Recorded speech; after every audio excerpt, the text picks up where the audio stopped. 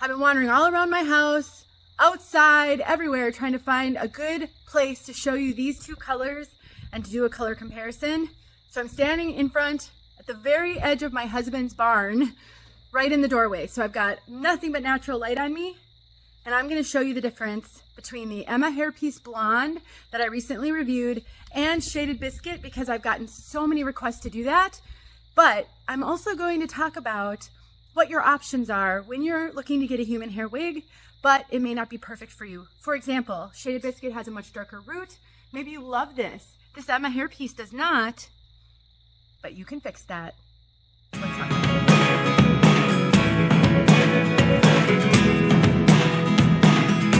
My name is Denise. I'm also known as Hey Wig Sister on Instagram and Facebook. One of the hardest parts of wig reviews is accurately demonstrating the color. That's why I like to show wigs inside and outside, because I think it helps you to get a good sense of how color can change depending on the lighting. And I've been told by a few stylists that outdoor light is the way to see the truest representation of color, but even that isn't perfect. For example, it is very sunny out today, and direct sunlight also can not only skew the color, but it can skew how the camera picks up the color. And if I go into the shade, again, it's not perfect because now the light is being manipulated by whatever's causing the shade. So this isn't a perfect world. So as I show you these colors, I am going to try to describe them so that you can get a sense of what they look like in person. But let's just say you don't care about these colors. But at some point you may find yourself in the position that you purchase a human hair wig and the color isn't perfect for you. But there are some things you can do about it. And I have actually had an Emma Hairpiece human hair wig colored by a stylist, and it turned out beautifully. I can put some before and after pictures here so that you can see the difference, what a difference it can make to have a wig customized. I also have a list of stylists who will work on human hair wigs, and I'll make sure that's linked below. So let's talk about the difference between this Emma Hairpiece Blonde and Raquel Welch's Shaded Biscuit. And I should mention that I will link my review of this piece right here below in case you didn't see that review. I really do think this is the perfect summer wig, and it is a budget-friendly human hair wig. I can't remember the exact price, but like $300 and something. For Remy human hair, that is unheard of. And this wig right here is Raquel Welch, straight up with a twist. It retails for more than this wig retails, just to give you a sense of why I say this is a budget-friendly human hair wig. So Shaded Biscuit is a beloved color. So many women love Shaded Biscuit, and I even love this color, even though I am a natural dark brunette. Shaded Biscuit works for so many brunettes because of the root. So I would say one of the biggest differences, and there are many, these colors are not the same. One of the many differences is that root. So we've got kind of a medium brown root on this one, and it kind of goes into a little bit of low lights, not a lot. But this Emma Hairpiece wig does not have a dark root. It is just maybe a darker tone of the blonde in here. But at best, it's a dark blonde, but I think it's more of a medium blonde. And another major difference is this color right here is so dynamic. You can see we've got lighter blondes, we've got darker blondes. They do pull that root all the way through. So through those blondes, you can kind of see the shadow of the darker color. So while it isn't technically low lights with this color, it kind of gives a little bit of that impression since the root goes all the way through. But it is very dynamic and so many tones, super kind of light, almost white blondes, and definitely darker blondes. Whereas the Emma Hairpiece wig is not dynamic at all.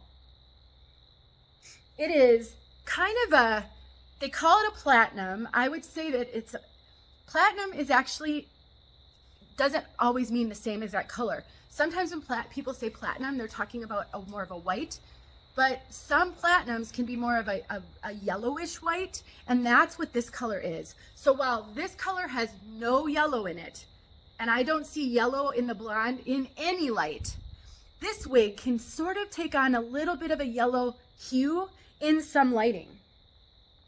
I wouldn't call this a yellow blonde, but it kind of leans that way occasionally. So every video I've tried to film comparing these two colors, this has looked a lot whiter than it actually looks in person when I have these side by side.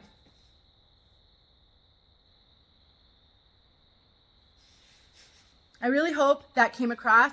Let me watch back. I thought I would switch it up so that you can see what a difference that darker root makes, especially since I am a natural dark brunette. First of all, I have darker eyebrows, so that root really makes my eyebrows stand out a little bit less.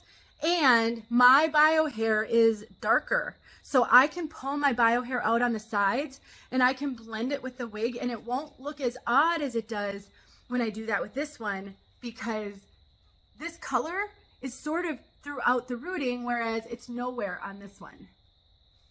So honestly, if you're looking for a super, super dynamic blonde that leans not at all yellow, not even a tiny bit, this is not the perfect color. But I'm going to tell you, I'm going to show you these side by side, but I'm going to tell you why I still think you could get this one, because you can make it your own. I'll tell you how.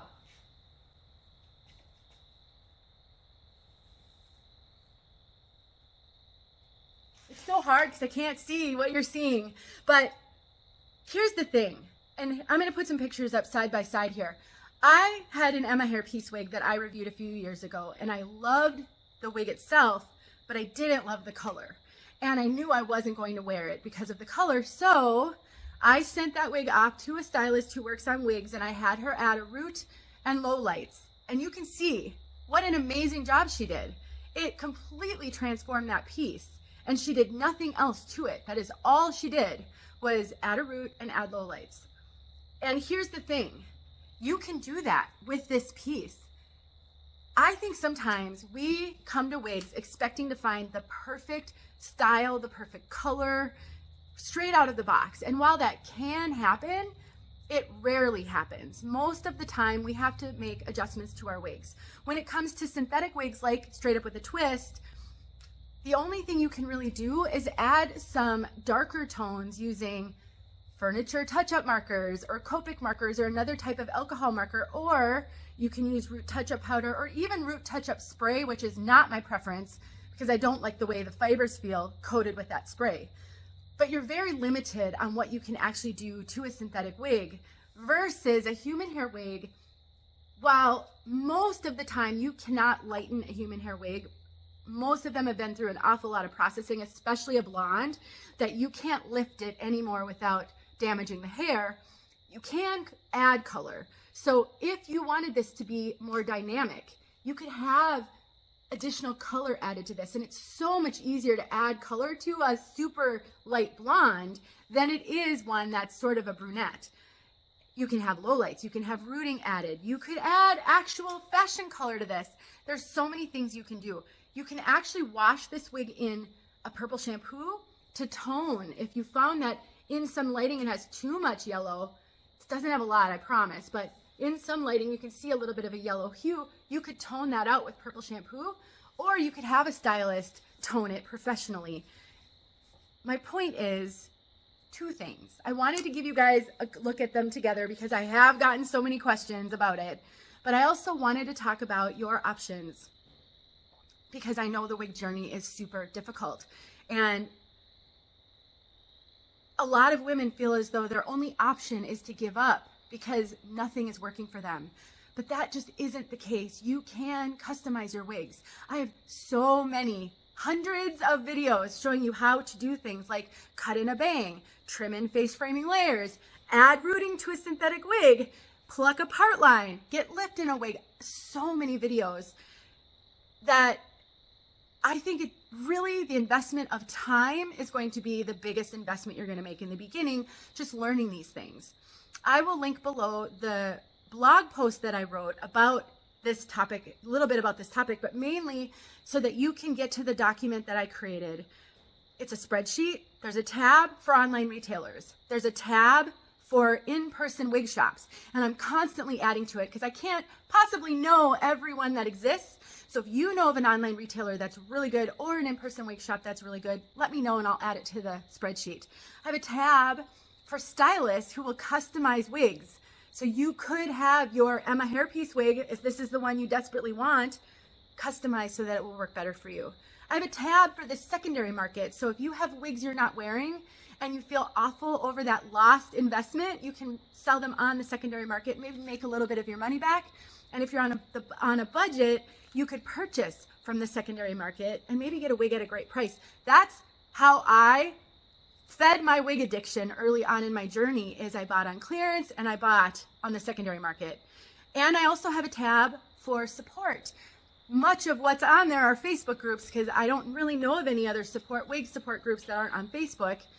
And I have a tab for donations. So if you are struggling and you can't afford to buy a wig, there may be an organization out there that can help you get one. And if you have wigs, you don't want to mess with selling them, but you just hate the thought of them languishing in a box or a drawer or somewhere not being used, you can find a place to donate that wig to and bless another wig sister. I hope this helped, and if you got anything from this, please leave it in the comments below. 2 things. Liking these videos helps more than you know. Not only do they tell me that I'm hitting the mark, but it tells YouTube this video has value, and when somebody is searching for a video, they might find mine. I gotta tell you guys, I've done searches for my name and words that are in the title, and I sometimes can't find that video. So the algorithm is really tricky. So like it, and if you can comment, I just appreciate that so much. It really does help, and I just want to help you guys so much. That's the way you can help me back. Thanks for watching. I'll talk to you soon. Hey friends, thanks so much for watching. Here are a few videos I think you might enjoy. Go ahead and click on one and watch.